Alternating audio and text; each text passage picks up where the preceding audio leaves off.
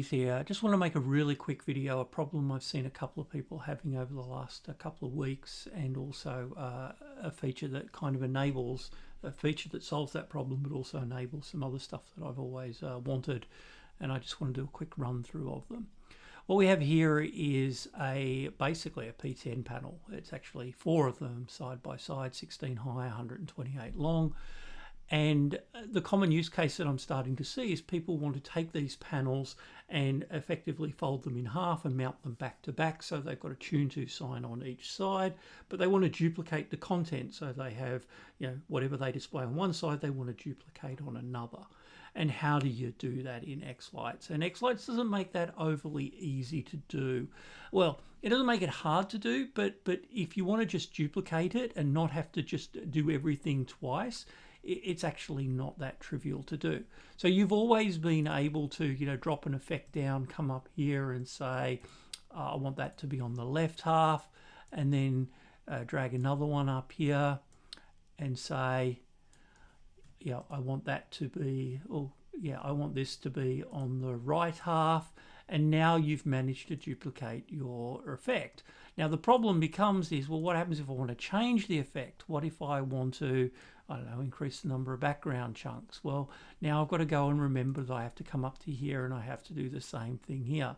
So you end up in this dual maintenance scenario where you're always having to maintain everything twice in order to duplicate the effect. And I was thinking, well, do you really have to do that? Is there a better way to achieve the same outcome? And so I have changed something. Hang on, let's reset that back to its defaults. And so what I thought was, well, let's see if we can come up with a better way. And the better way I've come up with is some enhancements to the warp effect. So if I throw the warp effect down here, and of course by default it's going to be doing this water effect, which is probably not overly visible on the video, but take it from me, it's going on.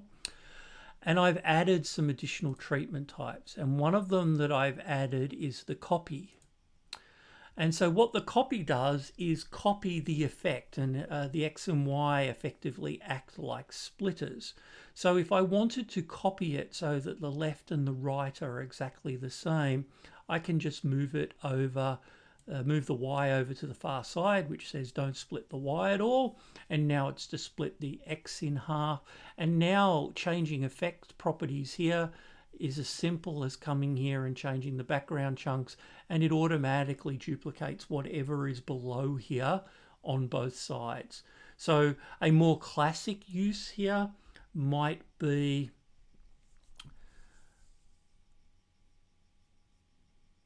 I think I hit the delete key, that wasn't real smart, was it? So a more classic use of this might be throwing down a text effect. Again, in this case, what we'll do is we'll put it on the left half. We'll put in the words Merry Christmas. We'll add another color. We'll do some left to right movement so it scrolls across. So it's all looking really good. And then we will throw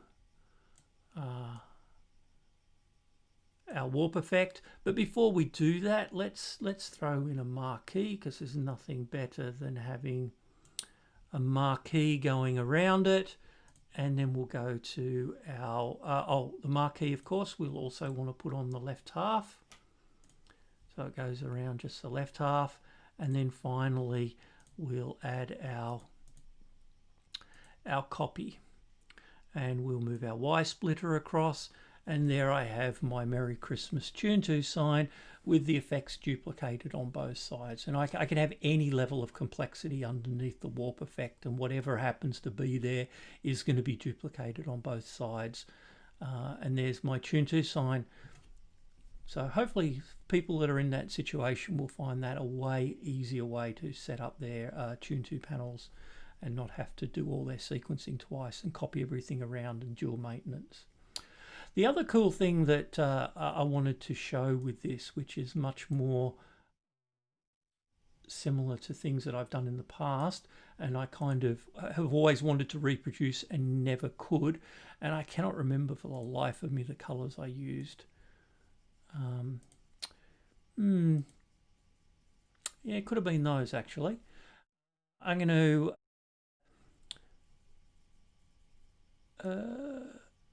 increase the palette repetition.